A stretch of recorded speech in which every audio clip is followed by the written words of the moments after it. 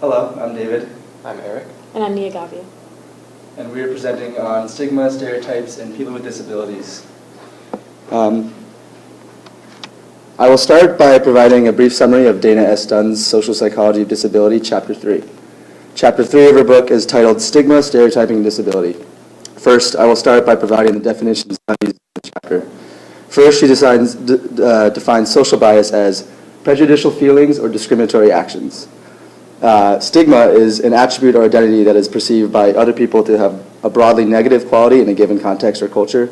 Stigmatizing is defined as a social marker that causes people to think of PWDs as distinct and somehow different from non-disabled people.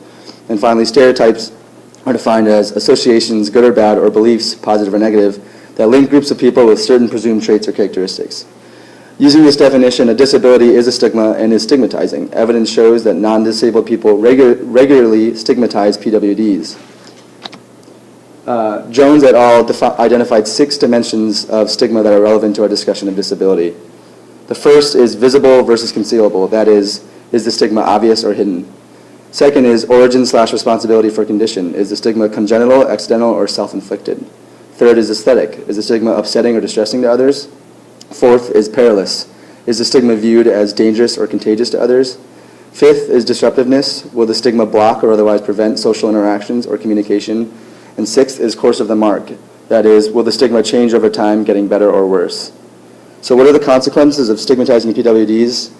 It results in people without disabilities quickly categorizing those with disabilities, which then can lead to discrimination and prejudice. According to DeVito et al., stigmatizing reactions that lead to prejudice and discrimination are normally a result of normative psychological processes that lead perceivers to categorize people quickly and efficiently into groups.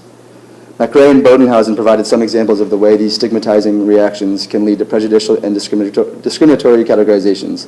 These are like us versus not like us, foreign versus familiar, and friend versus foe. Allport examines why we as humans so quickly and efficiently categorize people. He says categories are necessary for social life, and those are categories help people function in daily life. That is, categories allow us to cope with the myriad of people and things we encounter. We cannot know them all. Categories allow us to call upon prior encounters to deal with current ones. Categories gather considerable information into idea clusters. Humans prefer to use the least effort possible to judge and decide, and categories simplify the process for us because we can call upon prior judgments. Categories enable us to identify people and things. By placing people or objects into categories, we know what they are and are for, and stereotypes can guide our perceptions and interactions with speed and efficiency. Categories attach emotion. We have distinct feelings of like or dislike for people, objects, and ideas once they are categorized. And finally, categories can be irrational. When prejudices are concerned, categories can enable people to readily develop and maintain emotional reactions to other people and social groups. They permit us to resist and often ignore exceptions to our expectations and experiences. Finally, another interesting phenomenon that occurs with the presence of a disability or any other stigma is called the halo and spread effects. Halo effects are when the presence of one quality can lead perceivers to readily anticipate the presence of other similar qualities. A halo effect is when the presence of one salient quality leads perceivers to anticipate other positive qualities. An example of this could be that children with visible disabilities will often be perceived as fragile or in need of protection. Spread effects are when halo effects are negative and triggered by the presence of a single salient characteristic. An example of this could be the presence of a speech impediment, which could cause others to perceive them as less intelligent. Okay, to better understand stigma and stereotypes, we're going to examine explicit and implicit attitudes. So explicit attitudes are conscious and self-reportable attitudes that you can willingly tell someone if they ask you. So for example, if someone asks you if you prefer that younger people be hired for jobs as opposed to older people, your response to that would generate an explicit attitude.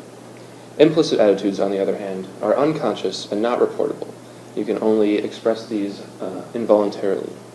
For example, if an outgroup member makes you uncomfortable for whatever reason, but you do not know why, your attitude, and you cannot explain to someone who asks you, this is an example of an implicit attitude.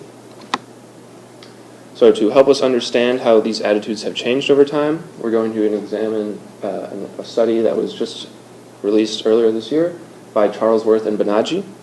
And this study examined 6 categories of attitudes over the course of 10 years, from 2007 to 2016. These categories were sexual orientation, race, skin tone, age, disabilities, and body weight.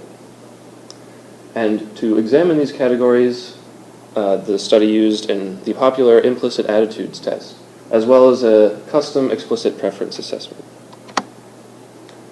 This study had 5 research questions, 3 of which we will primarily be concerned with for this presentation.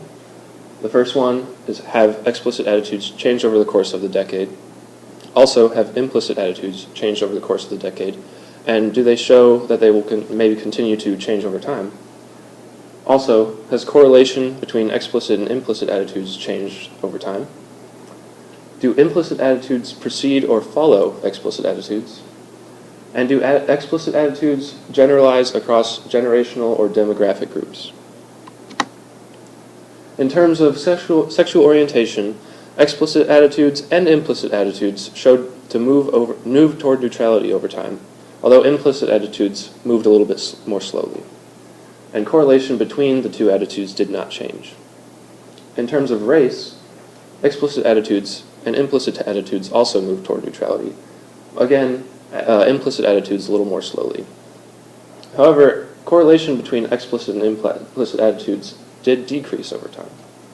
And in terms of skin tone, both explicit and implicit attitudes moved toward neutrality, and correlation between the 2 attitudes did not change. In terms of age and disability, explicit attitudes did move toward neutrality, but implicit attitudes did not significantly change over time. Also, correlation between explicit and implicit attitudes did not change. And in terms of body weight attitudes, explicit attitudes moved toward neutrality, like all of the other categories, but implicit attitudes actually moved away from neutrality. And again, correlation between explicit and implicit attitudes did not change over time. Okay, so based on both Chapter 3 and the research article, we can kind of make connections and make inferences about the results of the study. So the first question we have here is, why did implicit attitudes for sexual orientation, race, and skin tone move more towards neutrality? And there are 2 possible inferences we can make based on this. So the first is there's an increased focus in society on these topics within the recent years. So within the last decade or so, we've had both the first African-American president and the legalization of gay marriage, both of which have increased discussions on this topic. And that could lead to more societal pressure, which is our second point, to be more accepting of these topics as society has become more diverse and socially aware. So as far as age, we have, why did implicit attitudes for age and disability remain unchanged? And this can connect to 3 of the 6 dimensions of stigma mentioned in the chapter. So the first of which is visible versus concealable, which is whether the stigma is obvious or hidden. As far as age, there is usually saliency in whether a person is older in age or younger in age. And that can lead to the next topic, which is aesthetic, because this is whether or not the stigma is upsetting or distressing to others.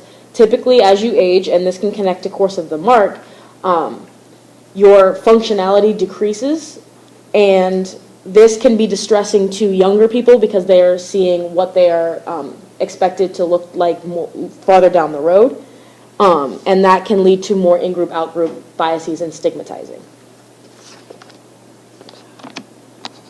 So as far as disability, moving more towards neutrality, there is the concepts of social biases, stigmatizing, and stereotypes that we learned about in the chapter.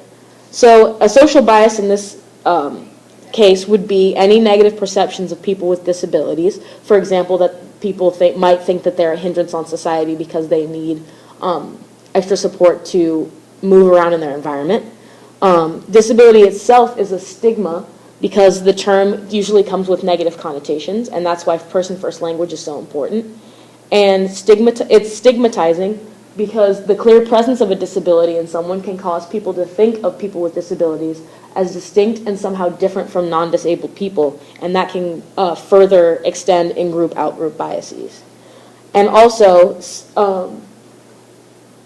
disability can lead to stereotypes, which in this case would be negative beliefs or associations about people with disabilities. So our last question is, why did body weight move away from neutrality? And this can go towards 3 more of the 6 dimensions of neutrality, 6 dimensions of disability. So the first is visible versus concealable. Again, with extreme weight gain or loss, it's very salient.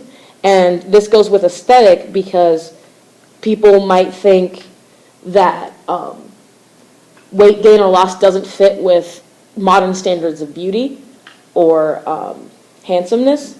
And so there's also the idea of origin and responsibility for condition, in which people sometimes have the belief that weight gain or loss is due to, in part, personal deficits or lack of preparation. And that is not always the case because there are many other contributing factors to weight gain or loss. And again, it's distressing because people don't always consider people with disabilities to be considered beautiful, especially in consideration of weight gain or loss. So hopefully this gave you a little bit more information about disability, and we made some connections about the chapter and the research article. So thank you.